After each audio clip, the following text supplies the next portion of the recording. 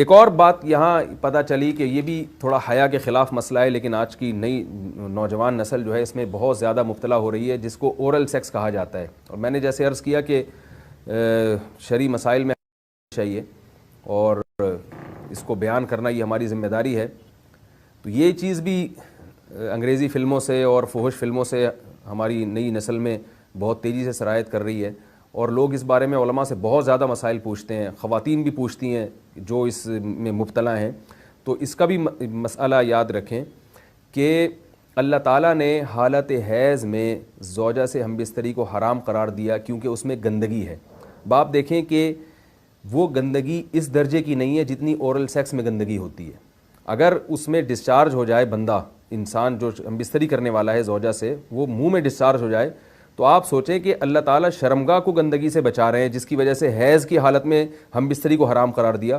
تو منہ جس سے انسان کھانا کھاتا ہے، جس سے کلمہ پڑھتا ہے، اور جو انسان کے جسم میں سب سے اشرف عضو ہے، سب سے زیادہ معزز اور مکرم عضو ہے، اس میں ایسی گندگی کو ڈالنا کہاں سے جائز ہو سکتا ہے، کہاں سے حلال ہو سکتا ہے؟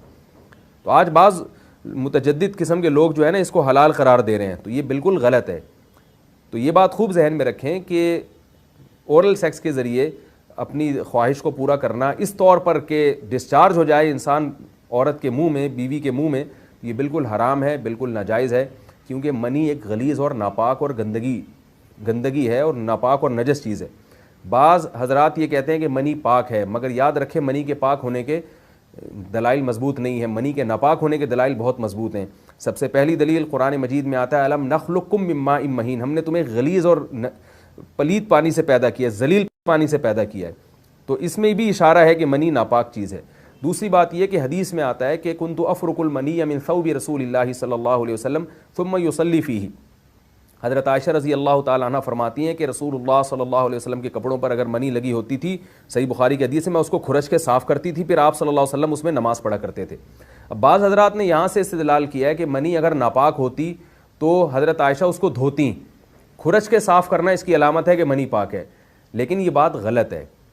اگر منی پاک ہوتی تو حضرت عائشہ کو کھرچنے کی ضرورت نہیں تھی.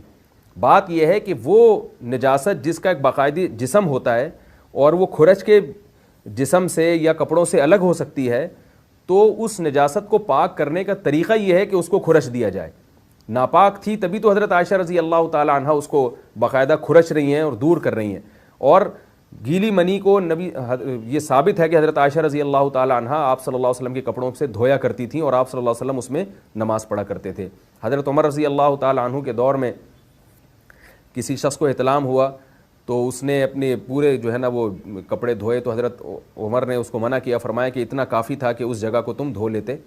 تو اس میں بھی حضرت عمر اس کو باقاعدہ دھونے کا حکم دے رہے ہیں. کسی بھی صحابی نے اعتراض نہیں کیا کہ یا امیر المومنین آپ ان کو دھونے کا حکم کیوں دے رہے ہیں، منی تو پاک ہے. تو منی کے جو ناپاک ہونے کے دلائل ہیں وہ بہت مضبوط ہیں. باقی اس کو جو کھرچنے کا حکم ہے وہ اس لیے کہ منی کے پاک جو اگر خشک ہو جائے تو وہ کھرچ کے بھی پاک ہو جاتی ہے، اس کو پھر دھونا ضروری نہیں ہوتا. اس کی مثال ایسے جیسے حدیث میں آتا ہے، صحابہ کرام فرماتے ہیں کہ ہمارے تلواروں میں دشمن کا خون لگا ہوتا تھا تو ہم اس کو زمین پہ اچھی طرح رگڑ کے اسی کو لٹکا کے نماز پڑھتے تھے. تو دیکھیں خون بھی ایسی چیز ہے کہ جو سوکھنے کے بعد اس کی ایک پاپڑی سی جم جاتی ہے. تو حالانکہ خون کو بھی ناپاک مانا جاتا ہے، جمہور علماء کے یہاں خون ناپاک چیز ہے، لیکن صحابی کیا کر رہے ہیں، اس کو رگڑ کے زمین پہ اور جو اس کو اچھی طرح رگڑ کے جب اس کا اثر زائل ہو گیا تو اسی کو لٹکا کے نماز پڑھ رہے ہیں. تو جیسے خون ناپاک ہونے کے باوجود رگڑنے سے پاک ہو جاتا ہے اگر کسی ایسی چیز پہ لگا ہو جو لوہے یا ایسی سخت چیز پہ، تو ایسے ہی منی اگر کپڑوں پہ لگی ہو، خشک ہو جائے تو اس کو اچھی طرح جب کھرچ دیا جائے تو وہ پاک ہو جاتی ہے. لیکن اس سے یہ ثابت نہیں ہوتا کہ منی پہلے سے ہی پاک ہے. ایک اور دلیل منی کے ناپاک ہونے کی یہ ہے کہ جو مدی ہے، ٹرانسپیرنٹ پانی جو مرد کے جسم سے نکلتا ہے، وہ اگر جسم سے نکل جائے تو وضو فرض ہو جاتا ہے، اور منی نکل جائے تو غسل فرض ہوتا ہے. اب یہ کیسی بات ہے کہ مدی کے نکلنے سے جس سے وضو فرض ہو رہا ہے وہ تو ناپاک ہے، اور منی نکلنے سے جب غسل فرض ہو رہا ہے بڑی والی طہارت، تو اس کو ہم پاک قرار دیں. تو اس لیے امام ابو حنیفہ رحمہ اللہ تعالیٰ کا مذہب منی کے بارے میں کہ یہ نجاست غلیظہ ہے، اور امام مالک کا بھی یہی مذہب ہے. یہ مذہب بہت دلائل کے لحاظ سے قوی ہے. تو اس لیے عورت کے منہ میں ڈسچارج ہونا یہ بالکل حرام ہے، ناجائز ہے، گندگی ہے. اسلام میں اس کی قطعاً اجازت نہیں ہے.